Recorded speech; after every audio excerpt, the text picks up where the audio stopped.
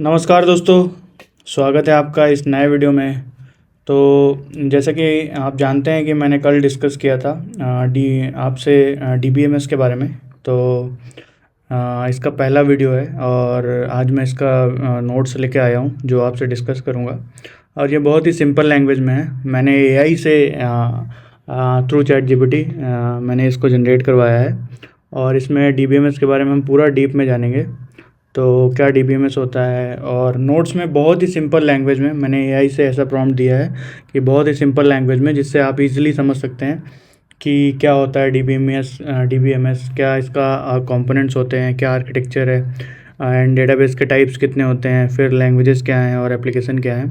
तो अगर आपने चैनल को सब्सक्राइब नहीं किया तो सब्सक्राइब कीजिए और चलिए शुरू करते हैं। तो आज हम क्या पढ़ेंगे पहले देख लेते हैं। हमारा सबसे पहला है 01 हमारा है फाउंडेशन। हम पहले डीबीएमएस के फीचर्स और ट्रेडिशनल फाइल सिस्टम की प्रॉब्लम्स जो है उसको जानेंगे। देन हमारा बिल्डिंग ब्लॉक्स है, हम इसके बारे में जानेंगे, जैसे कि हार्डवेयर हो गया, सॉफ्टवेयर हो गया। देन थर्ड नंबर पे हमारा आर्किटेक्चर है, इसमें आर्किटेक्चर देखेंगे। जैसे कि आप जानते हैं डीबीएमएस में 3 टाइप के आर्किटेक्चर होते हैं, 1 टीयर, 2 टीयर, 3 टीयर। फिर डेटाबेस के टाइप्स क्या होते हैं, इसके टाइप्स हम देखेंगे। फिर यूजेस क्या होते हैं, इसके यूजेस देखेंगे। तो चलिए शुरू करते हैं। तो डेटाबेस और डीबीएमएस का बेसिक मीनिंग क्या होता है। डेटाबेस का मतलब क्या होता है, जैसे यहाँ पे देखिए इंग्लिश में लिखा हुआ है। डेटाबेस क्या है, रिलेटेड डेटा का ऑर्गेनाइज्ड कलेक्शन है। मतलब रिलेटेड डेटा जो आपस में रिलेटेड हैं उनका एक ऑर्गेनाइज्ड कलेक्शन है। जैसे कैसे रिलेटेड है, इसका एग्जांपल लिखा हुआ है। जैसे स्टूडेंट्स के नाम, अब स्टूडेंट्स के नाम हैं तो उसमें क्या हो सकता है, रोल नंबर हो जाएगा, फिर मार्क्स होगी, फिर उनकी एक क्लास होगी। तो वो सब कहाँ होगा, एक जगह स्टोर्ड होगा। तो वही एक डेटाबेस है। डेटाबेस मतलब एक ऐसा डेटा जो ऑर्गेनाइज्ड है, मतलब आपस में रिलेटेड है और ऑर्गेनाइज्ड है, ऑर्गेनाइज्ड कलेक्शन है, तो उसी को डेटाबेस कहते हैं। अब डेटाबेस क्या मैनेज करता है, तो ये डीबीएमएस चलिए जानते हैं क्या है। एक तो डेटाबेस हमने जान लिया, दूसरा हमारा डीबीएमएस क्या है। तो डीबीएमएस क्या होता है, एक सॉफ्टवेयर जो डेटाबेस को क्रिएट करता है। एक ऐसा सॉफ्टवेयर जो डेटाबेस को क्या करता है, क्रिएट करता है। जैसे क्या करता है, स्टोर करता है, अपडेट करता है, डिलीट करता है, सिक्योर करता है, क्रिएट करता है। ये सब क्या है, डीबीएमएस है। इसको क्या बोलते हैं, डेटाबेस मैनेजमेंट सिस्टम। उसमें क्या होता है, आप क्रिएट करेंगे कोई भी चीज़, अपडेट करेंगे, डिलीट करेंगे, रिट्रीव करेंगे, तो वो सब करने में जो हेल्प मिलती है उसी को डीबीएमएस बोलते हैं। अब इसमें कुछ इंपॉर्टेंट पॉइंट्स हैं। जैसे इस पूरी पीडीएफ में देखिए इंपॉर्टेंट पॉइंट्स होंगे, फिर इंग्लिश में उसकी डिफिनेशन होगी। अगर किसी को डिफिनेशन चाहिए तो आप डिफिनेशन नोट डाउन कर सकते हैं। तो पॉइंट्स क्या हैं, सिंपल वर्ड्स में अगर आप जानना चाहते हैं, डेटाबेस एक डेटाबेस डेटा का घर है। मतलब मान लीजिए आपका एक घर है और डीबीएमएस उस घर का क्या है, स्मार्ट मैनेजर हो गया। तो मतलब डेटाबेस बेसिकली क्या है, आपका एक घर है जहां आप रहते हैं, और डीबीएमएस क्या हो गया, उस घर का स्मार्ट मैनेजर है। जैसे आप घर के, हो सकता है आपके पापा स्मार्ट मैनेजर होंगे, या आपकी मम्मी है, या आप खुद भी हो सकते हैं। तो डीबीएमएस क्या हो गया, आपका स्मार्ट मैनेजर हो गया। देन इंग्लिश में हम जानते हैं इसकी डिफिनेशन क्या होगी। तो database is an organised collection of related data. Database क्या होता है, एक organised related collection of data है। और DBMS is a software. DBMS एक सॉफ्टवेयर है जो क्या करता है, it use to create, manage and access the data. DBMS क्या करता है, एक ये कोई भी डेटा जो आपका डेटा है उसको क्रिएट करने में, मैनेज करने में और एक्सेस करने में आपकी हेल्प करता है डीबीएमएस। तो मुझे लग रहा है कि आपके सारे डाउट्स क्लियर हो गए होंगे कि डेटाबेस क्या है और डीबीएमएस क्या है। तो चलिए नेक्स्ट स्लाइड पे चलते हैं। वैसे अगर बहुत डीप में एक्सप्लेन करूँगा तो ये बहुत लंबा हो जाएगा वीडियो, इसलिए जल्दी जल्दी हम देख लेते हैं। और ये पीडीएफ में ऑलरेडी बहुत ही सिंपल लैंग्वेज में लिखा हुआ है, तो आपको कोई प्रॉब्लम नहीं होगी। अब नेक्स्ट में जानते हैं डेटाबेस में डेटा कैसे स्टोर होता है। तो डेटा कई फॉर्म्स में हो सकता है, जैसे कैसे, टेक्स्ट जैसे नेम और एड्रेस के फॉर्म में हो सकता है। इमेज, फ़ोटो और स्कैन, मतलब आप अपनी फ़ोटो या आप स्कैन करके जो डालते हैं। ऑडियो में क्या है, वॉइस नोट आप डाल सकते हैं। वीडियो में आप लेक्चर की क्लिप डाल सकते हैं। तो ये सब फॉर्म्स हैं डेटाबेस स्टोर करने की, मतलब कि कैसे आप डेटा स्टोर करते हैं। अब स्ट्रक्चर कलेक्शन क्या होता है, डेटा को डिफाइन, आप जानिए स्ट्रक्चर कलेक्शन क्या होता है। डेटा को डिफाइंड फॉर्मेट में अरेंज करना भी एक स्ट्रक्चर कलेक्शन है। जैसे टेबल को रो और कॉलम में, आपने कई बार लोगों ने देखा होगा कि जो बेसिकली रो और कॉलम में डेटा होता है उसी को बोलते हैं स्ट्रक्चर्ड कलेक्शन, मतलब वो एक स्ट्रक्चर फॉर्म में है। देन इसकी डिफिनीशन अगर आपको जानना है तो आप देख सकते हैं कि structure data follows a predefined format. ये एक प्री डिफाइंड फॉर्मेट फॉलो करता है। It usually organise into fields, ये फील्ड्स में ऑर्गेनाइज होता है। रिकॉर्ड्स होता है और इसमें रोज एंड कॉलम्स होते हैं। तो ये इसकी इंग्लिश में डिफिनीशन है। बेसिकली आपको क्या समझना है, आप अगर समझ लेंगे तो आपको चीज़ें क्या हैं, बहुत ज़्यादा क्लियर हो जाएंगी। फिर नेक्स्ट पे चलते हैं। अब RDBMS वर्सेस नो एसक्यूएल, अब ये क्या होता है? तो RDBMS क्या होता है? Relational database. अब रिलेशनल डेटाबेस क्या होता है? जैसे डेटा टेबल्स में स्टोर होता है। कैसे टेबल्स में स्टोर होता है? जैसे रो है तो उसमें रिकॉर्ड्स होते हैं, और कॉलम्स, जैसे कॉलम्स हैं उसमें फील्ड्स होती हैं। तो एसक्यूएल, उसमें एसक्यूएल यूज होता है। उसके एग्जांपल जैसे माई एसक्यूएल होता है, ओरेकल होता है, एसक्यूएल सर्वर होता है, पोस्टग्रेसक्यूएल करके होता है। तो ये सब चीज़ें RDBMS में होती हैं, इसके एग्जांपल्स हैं। उसमें क्या होता है? बेसिकली टेबल्स में डेटा स्टोर होता है, जैसे रोज़ रिकॉर्ड्स होते हैं, फिर कॉलम्स की कुछ फील्ड्स होती हैं। तो उसके लिए क्या यूज़ करते हैं? बेसिकली एसक्यूएल यूज़ करते हैं, हम लोग एसक्यूएल यूज़ करते हैं। और नो एसक्यूएल, इसको नो सीक्वल भी बोलते हैं। नो सीक्वल डेटाबेस क्या होता है? ये फ्लेक्सिबल फॉर्मेट में होता है। फ्लेक्सिबल मतलब क्या हो गया? जैसे की और वैल्यू, की वैल्यू में होता है, डॉक्यूमेंट में होगा, आपका ग्राफ में होगा, या फिर आप कॉलम बेस्ड हो जाएगा।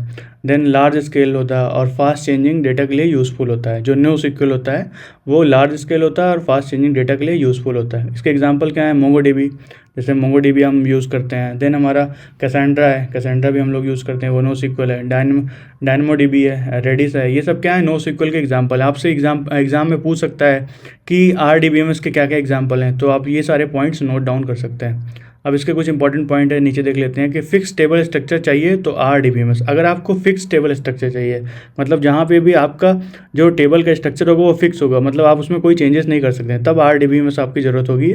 और फ्लेक्सिबल और रैपिडली स्केलिंग के डेटा हो तो नो सीक्वल यूज़ करते हैं। जहाँ पे आपको डेटा में बहुत सारे चेंजेस चाहिए, रैपिडली स्केल करना है, और आपको फ्लेक्सिबल डेटा चाहिए, तो फिर आप नो सीक्वल यूज़ कर सकते हैं। तो ये यूज़फुल हो सकता है। अब इसकी डिफिनेशन है, अगर आपको ज़रूरत है तो आप पढ़ सकते हैं, अगर आप नहीं ज़रूरत है तो कोई बात नहीं। आप बेसिकली आपको क्या समझना है, समझ के आप डिफिनेशन तो बना ही सकते हैं।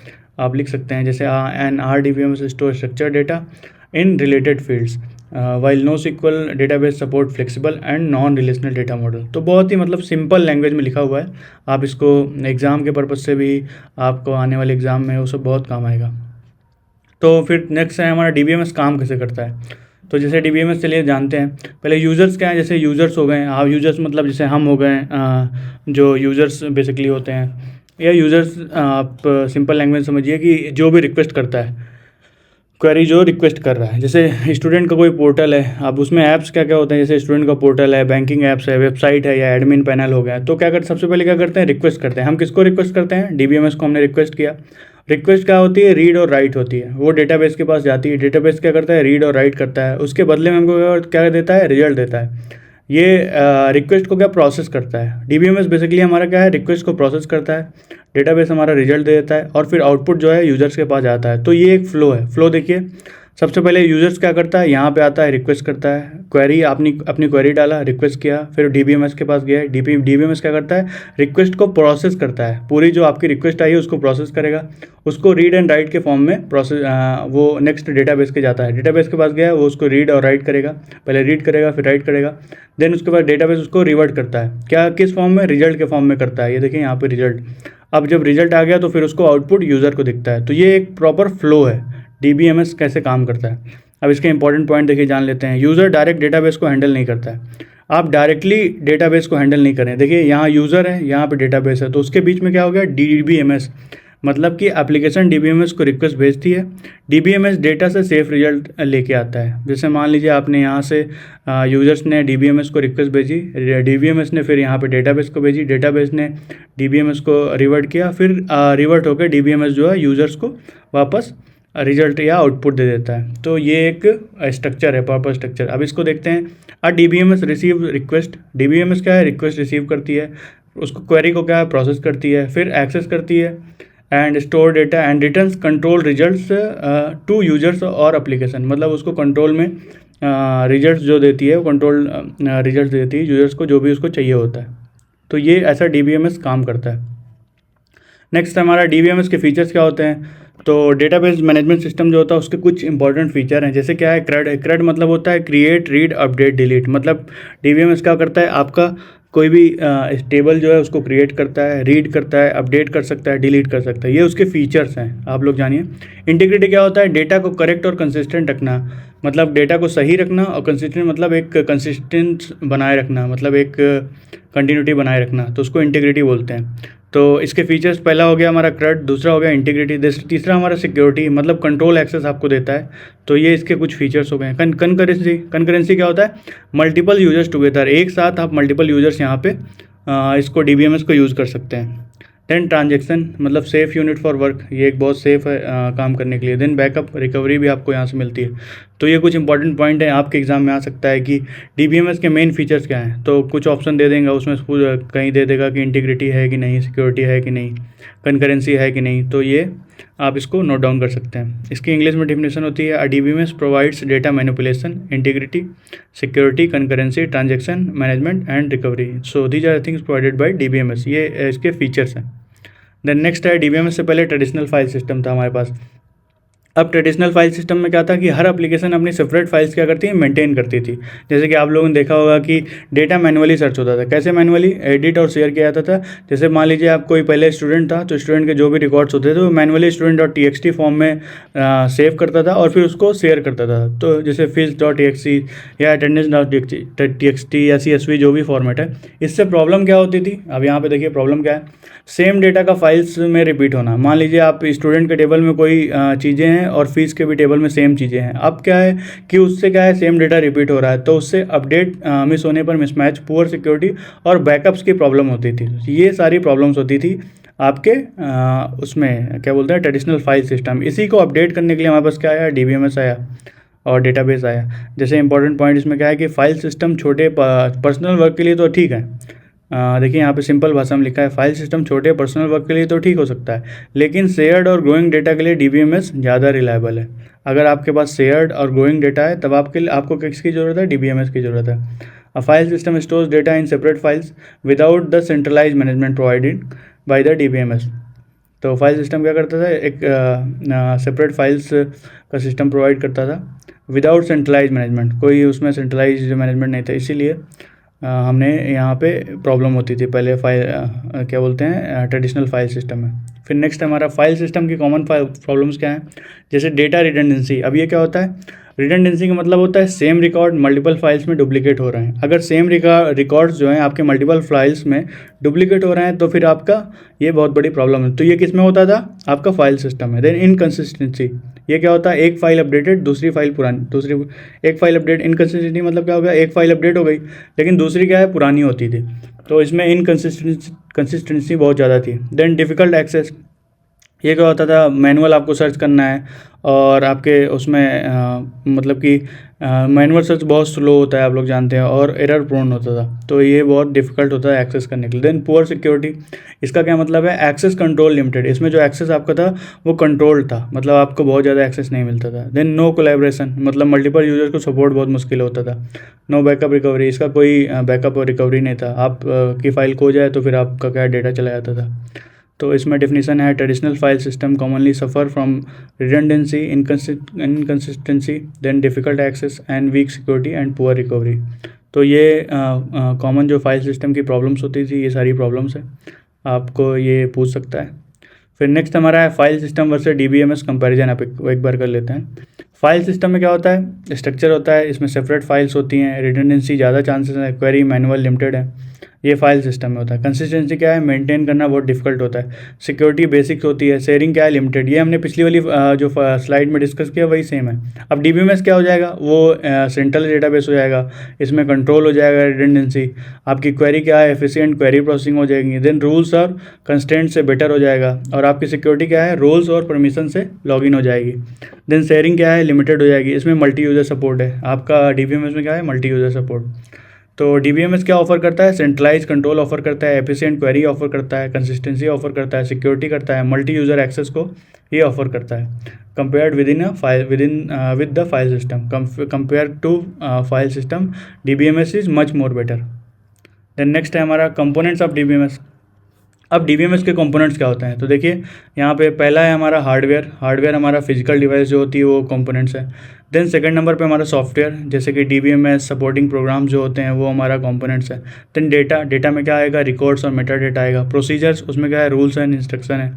फिर एक्सेस लैंग्वेज क्या है? SQL commands. ये सारी चीज़ें हमारा DBMS के कंपोनेंट्स हैं। अब इसका मेन इंग्लिश में जो डिफिनीसन है वो है कि the main DBMS components are hardware, अब यहाँ देखिए हार्डवेयर हो गया, सॉफ्टवेयर हो गया, डेटा हो गया, प्रोसीजर हो गया, एक्सेस हो गया, लैंग्वेज एंड पीपल, ये सब क्या है इसके कंपोनेंट्स हैं। नेक्स्ट देन कंपोनेंट में हार्डवेयर, अब इसका थोड़ा डीप में जान लेते हैं। हार्डवेयर क्या करता है, ये सर्वर्स हैं जैसे हार्ड डिस्क हो गए, एसएसडी रैम हो गई, नेटवर्क डिवाइसेस और ये इनपुट आउटपुट डिवाइस, ये सब क्या है हार्डवेयर है। ये डेटा को क्या करते हैं, स्टोर और प्रोसेस करने के लिए फिजिकल बेस बनाते हैं।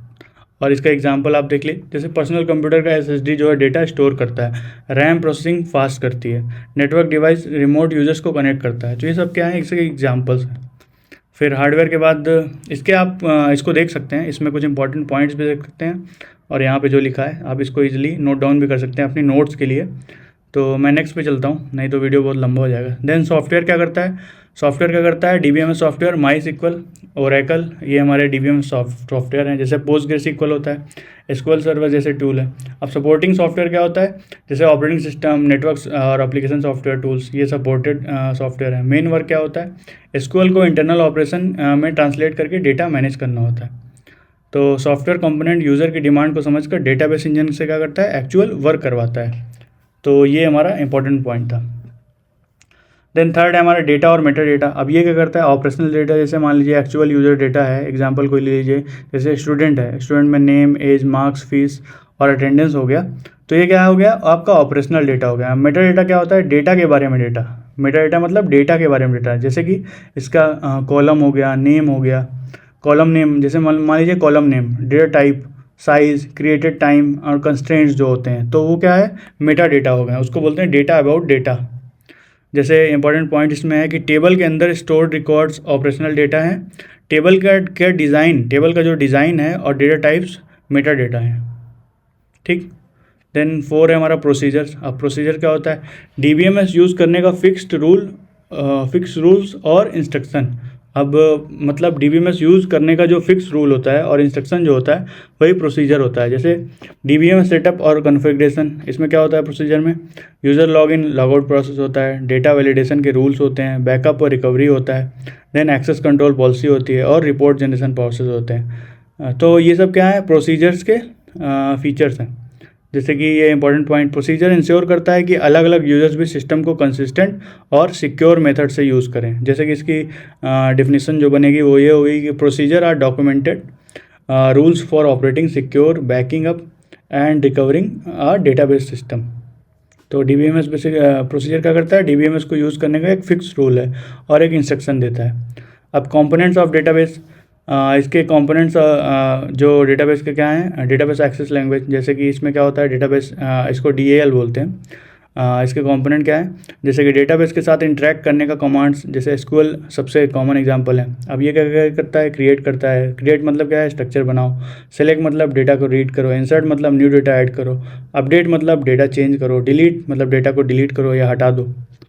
तो अब इसमें एसक्यूएल कमांड्स को आप डेटाबेस से बात करने की लैंग्वेज समझ सकते हैं। मतलब अगर आपको डेटाबेस से बात करना है तो आपको एसक्यूएल जाननी पड़ेगी। जैसे आपको बात करने के लिए क्या हिंदी चाहिए होता है, हम लोग किस में बात करते हैं, आपस में बात करते हैं हिंदी। तो उसी तरह ये है कि डेटाबेस को बात करने के लिए क्या चाहिए, एसक्यूएल लैंग्वेज चाहिए। A database access language provide commands for defining, retrieving and modifying data. Then हमारा 6 है पीपल्स यूजर्स। अब ये क्या होता है, जैसे डीबीए मतलब सिक्योरिटी बैकअप, परफॉर्मेंस और यूजर एक्सेस मैनेज करता है। DBA database administration. डेवलपर क्या करता है, एप्लीकेशन बनाता है और डेटाबेस क्वेरी इंटीग्रेट करता है। एंड यूज़र क्या करता है, आप या इंटरफेस थ्रू डेटाबेस यूज़ करते हैं, जैसे हम लोग हो गए, जो हम लोग डेटाबेस को क्या करते हैं, यूज़ करते हैं। डीबीए डेटाबेस का एडमिनिस्ट्रेटर है। डेवलपर क्या है, ब्रिज बनाता है। और एंड यूज़र जो है फाइनल सर्विस यूज़ करता है, जैसे हम लोग जो है फाइनल सर्विस, जैसे आप अभी जो ये स्क्रीन पे देख रहे हैं, आप फाइनल सर्विस क्या है, यूज़ कर रहे हैं, तो आप भी क्या है, एंड यूज़र हो गए। देन नेक्स्ट हमारे चलते हैं टाइप्स ऑफ डीबीएमएस आर्किटेक्चर। अब ये बहुत इंपॉर्टेंट है, ये पूछा जाता है कि कितने टाइप्स का डीबीएमएस आर्किटेक्चर हो। तो वन टीयर में क्या होता है, यूज़र, एप्लीकेशन और डेटाबेस एक ही मशीन सिस्टम पर। अब इसमें क्या होते हैं, जो 1 टीयर आर्किटेक्चर होता है इसमें यूज़र, एप्लीकेशन और डेटाबेस सब एक ही सिस्टम पे होते हैं, एक ही मशीन या एक ही सिस्टम पे होते हैं। 2 टीयर में क्या है, client application directly database server से कनेक्ट होते हैं। इसमें जो क्लाइंट एप्लीकेशन होते हैं वो डायरेक्टली क्या होते हैं, डेटाबेस सर्वर से कनेक्ट होते हैं। तो ये 2 टीयर आर्किटेक्चर हो गया। 3 टीयर में क्या होता है, क्लाइंट और डेटाबेस के बीच में एप्लीकेशन सर्वर या मिडिल लेयर काम करती है। अब इसके एग्जांपल जैसे कि टीयर का मतलब क्या होता है, आर्किटेक्चर में लेयर्स की संख्या है। टीयर का मतलब क्या है, आर्किटेक्चर जो होता है उसमें लेयर्स की संख्या है। लेयर्स बढ़ाने से सेपरेशन और स्केलेबिलिटी इंप्रूव हो सकती है। अगर आप लेयर बढ़ा रहे हैं तो आपसे क्या हो जाएगी, सेपरेशन और स्केलेबिलिटी इंप्रूव हो सकती है। जैसे कि DBMS आर्किटेक्चर क्या करता है, describes how users application and database servers are arranged into one or more layer. मतलब कैसे ये डेटाबेस एप्लीकेशन जो है अरेंज होते हैं, arrange into one or more layer में।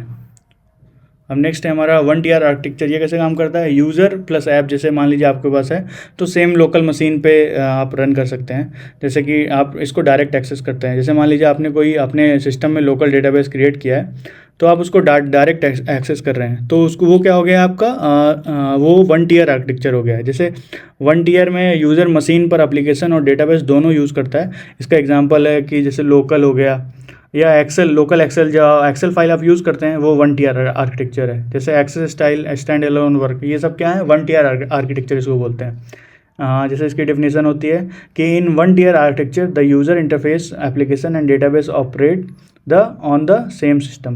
देन 1TR, इसके एडवांटेजेस और लिमिटेशन क्या है, तो एडवांटेज हो गए, सिंपल आर्किटेक्चर होता है, लो कॉस्ट होता है, एक्स्ट्रा सेवर नहीं है, ईजी टू इम्प्लीमेंट है, स्मॉल पर्सनल प्रोजेक्ट के लिए बहुत यूज़फुल होता है। और इसकी लिमिटेशन क्या होती है, मल्टी यूज़र सपोर्ट बहुत वीक होता है, poor security if machine compromise, then central backup नहीं होता, और इसकी डेटा शेयरिंग और स्केलिंग बहुत डिफिकल्ट होती है। अब 1TR सिंप्लिसिटी के लिए तो बहुत अच्छा है, लेकिन क्या करता है, कोलैबोरेटिव या एंटरप्राइज एप्लीकेशन के लिए सूटेबल नहीं है। ठीक है, तो ये इसकी डेफिनेशन थी, ये इंपॉर्टेंट पॉइंट था। 2TR आर्किटेक्चर में क्या होता है, एक क्लाइंट होता है, client UI plus application logic. जो क्लाइंट, जैसे मान लीजिए अभी आप जो है क्लाइंट है, आपने क्या किया, ODBC, JDBC या API के थ्रू आपने डेटाबेस सर्वर को एक्सेस किया और सर्वर ने आपको रिक्वेस्ट भेजी। जैसे मान लीजिए आपने यूट्यूब में एक यूट्यूब में वीडियो सर्च किया, नमस्ते शिवम, तो आपने क्या किया, सबसे पहले एक यूट्यूब के सर्वर को आपने एक रिक्वेस्ट की। रिक्वेस्ट क्या है, आपने जब रिक्वेस्ट किया तो यूट्यूब का जो सर्वर है वो सर्वर ने आपको क्या रिस्पांस दिया, एक वीडियो दिया, नमस्ते शिवम। जब आप चैनल पे जाएंगे तो उसने आपको रिस्पांस दिया। तो ये क्या हो गया, 2TR आर्किटेक्चर। इसमें क्या है, आपका 2 टीयर फॉलो हो रहा है। जैसे 2 टीयर में client application direct database server को रिक्वेस्ट भेजती है, मिडिल एप्लीकेशन सर्वर नहीं होता, इसमें कोई मिडिल का एप्लीकेशन सर्वर नहीं है। जैसे कि in 2 tier architecture client application communicates directly with the database server. ठीक है, अब इसके लिए क्या यूज़ करते हैं, जैसे JDBC हो गया, API हो गया, आप कोई ये यूज़ करते हैं, तो ये सब क्या है, 2 टीयर आर्किटेक्चर। अब 3 टीयर में क्या है, आप नहीं 2 टीयर में एग्जांपल देख लेते हैं। लाइब्रेरी मैनेजमेंट सिस्टम, जैसे क्लाइंट लेयर क्या है, लाइब्रेरी स्टाफ को डेस्कटॉप ऐप से बुक सर्च के लिए इशू और रिटर्न रिक्वेस्ट ये भेजता है क्लाइंट लेयर में। कनेक्शन क्या होता है, जैसे कि एप्लीकेशन है आपके, जैसे ODBC, JDBC या सूटेबल कनेक्टर जो होते हैं के थ्रू सर्वर से कम्युनिकेट करती है। अब डेटाबेस लेयर क्या हो गया, जैसे बुक्स हो गया, मेंबर्स हो गए, ट्रांजेक्शन स्टोर होते हैं, तो सर्वर को प्रोसेस करता है। ये सब क्या करता है, सर्वर को प्रोसेस करता है। जैसे क्लासिक एग्जांपल इसका ले लीजिए कि स्मॉल स्कूल में या ऑफिस में लाइब्रेरी मैनेजमेंट सिस्टम होता है, तो वही क्या है आपका 2 टीयर आर्किटेक्चर है। जैसे आपके स्कूल में या आपके लाइब्रेरी में जो फॉलो होता है उसको बोलते हैं 2 tier architecture. A library clients sends book and transaction request directly to a central database server. Then इसके एडवांटेजेस क्या हैं, जैसे फास्ट डायरेक्ट एक्सेस होता है, सिंपल डिप्लॉयमेंट है, 2 कंपोनेंट्स ओनली, स्मॉल सेटअप के लिए बहुत लो कॉस्ट होती है, और क्लाइंट ऐड करने के लिए लिमिटेड स्केलिंग होती है। अब इसके लिमिटेशन भी कुछ होती हैं, जैसे कि मैनी क्लाइंट्स पर सर्वर ओवरलोड हो जाता है, क्लाइंट डायरेक्ट DB का एक्सेस मिल जाता है तो सिक्योरिटी का रिस्क होता है, डेटाबेस चेंज पर क्लाइंट अपडेट होता है, टाइट कपलिंग होती है, लार्ज स्केल पर लिमिटेड होता है। अब 2 टीयर स्मॉल ऑर्गेनाइजेशन के लिए तो ठीक होता है, लेकिन मैनी यूजर्स, जब बहुत ज़्यादा यूज़र हो जाएंगे तो क्या है, स्ट्रिक्टली सिक्योरिटी के लिए मतलब उसमें सिक्योरिटी के लिए 3 टीयर बेस्ट होता है। जैसे कि आप डायरेक्टली उस डेटाबेस को एक्सेस नहीं करेंगे, उसमें कोई मिडिल मैन होगा वो उसको एक्सेस करेगा। जैसे 3 टीयर आर्किटेक्चर में यहाँ पे देखिए, क्लाइंट हो गया, ऐप सर्वर हो गया, और यहाँ पे डेटाबेस। जैसे वो क्लाइंट क्या है आपका, कोई मोबाइल हो गया या ब्राउज़र हो गया, वो रिक्वेस्ट करता है ऐप सर्वर को करता है। मतलब हमने यूट्यूब, जैसे मान लीजिए वो पिछले वाला एग्जांपल जो मैंने दिया था यूट्यूब वाला, वो 2 टीयर नहीं 3 टीयर में हो जाएगा। जैसे देखिए यहाँ पे बिजनेस लॉजिक प्लस API। अब क्या है कि उसने आपने इसमें रिक्वेस्ट किया ऐप सर्वर पे, वहाँ पे जो लॉजिक्स हैं एपीआई हैं, वो एपीआई से क्या है डेटाबेस से वो डेटा लेके आती हैं। जैसे वहाँ जहाँ पे भी डेटा स्टोर है वो क्वेरी एक चलाएंगी, और भी जहाँ पे भी डेटा स्टोर है स्टोरेज और क्वेरीज में वो डेटा क्या करता है सर्वर के पास भेजेगा, ऐप के सर्वर के पास, फिर सर्वर आपको रिस्पॉन्स देगा। अब इसमें 3 टियर में क्लाइंट जो है 3 टियर में क्लाइंट डेटाबेस को डायरेक्ट एक्सेस नहीं करता है। मतलब जो क्लाइंट है वो डेटाबेस को डायरेक्ट एक्सेस नहीं करता, वो किसके थ्रू करता है, ऐप सर्वर के थ्रू करता है। जैसे एप्लीकेशन सर्वर वैलिडेशन, लॉजिक और सिक्योरिटी हैंडल करता है। एप्लीकेशन सर्वर जो होता है वो लॉजिक और सिक्योरिटी को हैंडल करता है। 3 tier architecture separates presentation, application logic and data storage into independent layers में करता है। देन इसके एग्जांपल हो गए हैं, जैसे ई कॉमर्स स्टोर हो गया। अब यूज़र क्या करता है, प्रोडक्ट सर्च और कार्ट में ऐड करता है। आप जैसे कि फ्लिपकार्ट में गए, आपने प्रोडक्ट को सर्च किया और कार्ट में ऐड किया। अब ऐप सर्वर क्या करता है, स्टॉक चेक करता है, टोटल कैलकुलेशन करता है, और डिस्काउंट के जो रूल्स हैं वो फॉलो करता है। फिर डेटाबेस क्या करेगा, प्रोडक्ट्स को देखेगा, फिर कार्ड और ऑर्डर को हिस्ट्री स्टोर करेगा। इसकी हिस्ट्री क्या करेगा, स्टोर करेगा।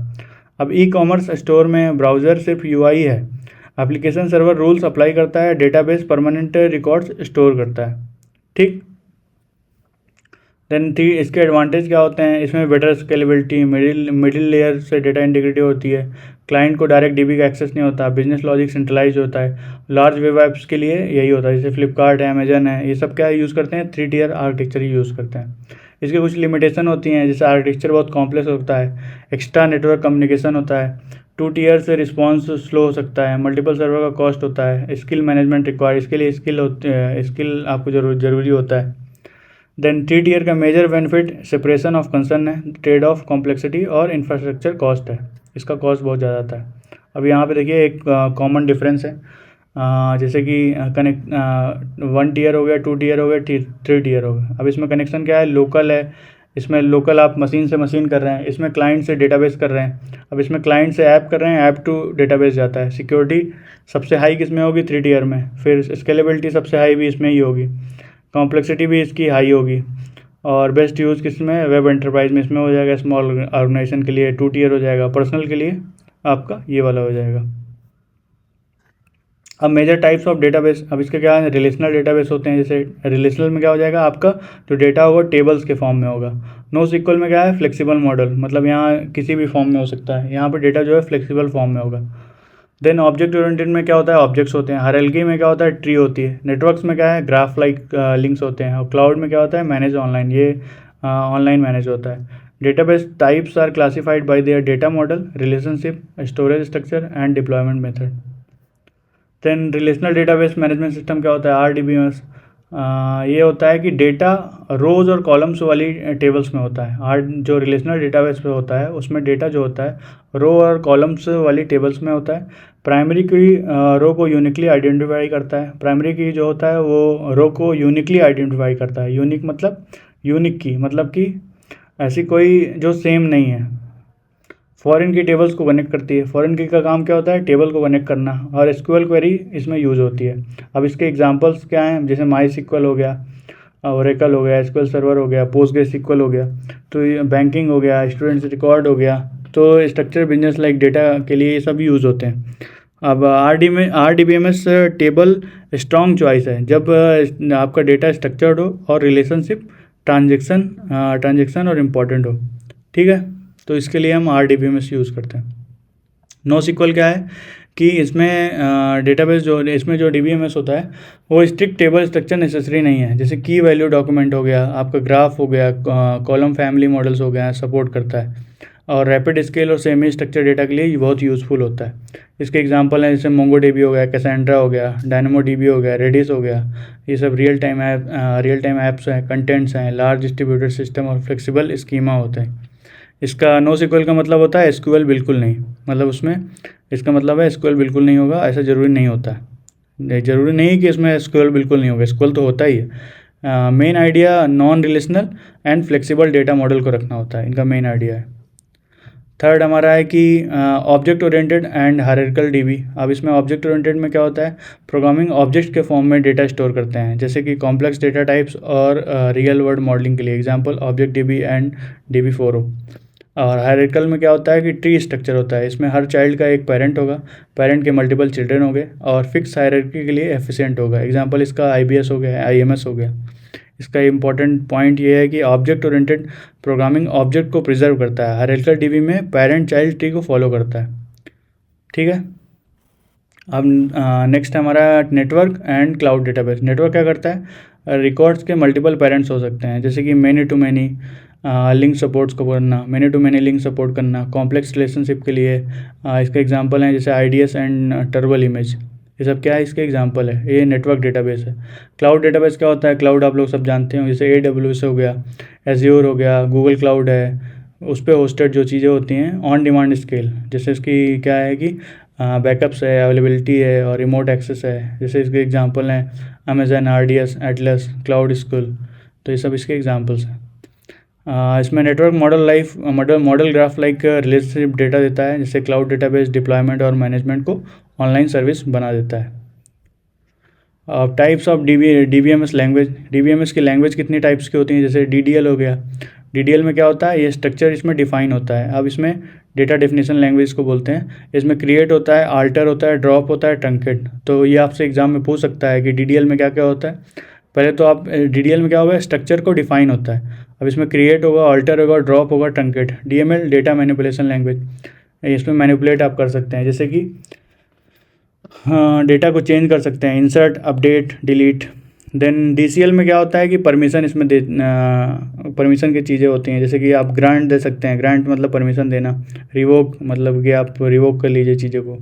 देन TCL क्या करता है, इसमें कमिट और रोल बैक चीज़ें होती हैं, मतलब कि कोई भी चीज़ कमिट करना या तो रोल बैक करने के लिए हम TCL यूज़ करते हैं। DQL क्या होता है, डेटा क्वेरी होता है, इसमें सेलेक्ट कर सकते हैं आप, सेलेक्ट इसमें यूज़ होता है।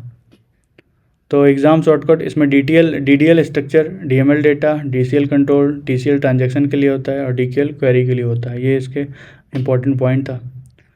फिर नेक्स्ट है हमारा एप्लीकेशन ऑफ DBMS। इसके कौन कौन से एप्लीकेशन है, जैसे बैंकिंग के लिए अकाउंट्स ट्रांजैक्शन है, E-कॉमर्स के लिए products order customer, health care के लिए पेशेंट डायग्नोसिस करके। तो ऐसे करके हर एक फील्ड में हम डेटाबेस का यूज़ करते हैं, DBMS का यूज़ ही करते हैं। DBMS support reliable data management in banking, education, health care, commerce, payroll and analytics. हर जगह ये सपोर्ट करता है रिलायबल डेटा।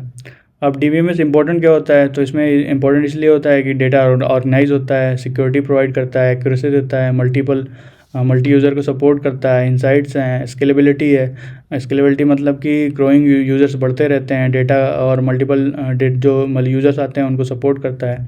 नो रिडंडेंसी, कोई डुप्लीकेट चीज़ें नहीं होती हैं इसमें, डुप्लीकेट की चीज़ें कंट्रोल होती हैं, और इजी रिकवरी बहुत जल्दी आसान से हो जाती है। तो इसलिए DBMS इंपॉर्टेंट है। अब रोल ऑफ DBMS, डेटा को एफिशिएंसी स्टोर करने के लिए, ऑर्गेनाइज करने के लिए, रिट्रीव करने के लिए हम DBMS का यूज़ करते हैं। SQL क्वेरीज को प्रोसेस करना और ऑप्टिमाइज़ करने के लिए हम यूज़ करते हैं। डेटा क्या है, कंसिस्टेंसी और इंटीग्रिटी को मेंटेन करता है, मल्टीपल यूजर्स को सेफली हैंडल करते हैं, एक्सेस कंट्रोल और सिक्योरिटी पॉलिसीज़ इन्फोर्स करते हैं, और बैकअप, रिकवरी, ट्रांजेक्शन सपोर्ट ये सब देते हैं। तो DBMS सिर्फ स्टोरेज नहीं है, ये डेटा का क्या है, कंप्लीट मैनेजमेंट है, जैसे प्रोटेक्शन और कंट्रोल एक्सेस सिस्टम है। ठीक है, तो इसका रिकैप आप लोग देख लीजिए, कर लीजिए।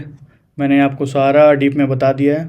आई थिंक जो भी आपके डाउट होंगे वो आप कमेंट्स में पूछ सकते हैं, या आप PDF को फिर से पढ़ेंगे, एक बार फिर से पढ़ लेंगे तो आपके सारे डाउट्स क्लियर हो जाएंगे। और क्योंकि रीज़न आप एक बार कर लीजिए इसका, डेटाबेस और DBMS में क्या डिफरेंस होता है, आप ये आप लोग बताएंगे। मैंने इसके लिए इतना ही। Thank you for watching and keep learning, keep growing. अगर आपने चैनल को सब्सक्राइब नहीं किया तो सब्सक्राइब कीजिए। चैनल का नाम है नमस्ते शिवम, और ये मैं पूरी नोट्स जो है PDF है, मैंने AI से जनरेट की थी। अगर आप चाहें तो आप भी जनरेट करवा सकते हैं। वैसे मैं ये PDF का लिंक अपनी वेबसाइट में डाल दूंगा। हमारे जैसे कि आप जानते हैं हमारी वेबसाइट का नाम है लर्न विद शिवम कप्सा। आप वहाँ पे जाके ये नोट्स डाउनलोड कर सकते हैं और ऐसे ही आप पढ़ते रहिए। So thank you for watching, have a nice day.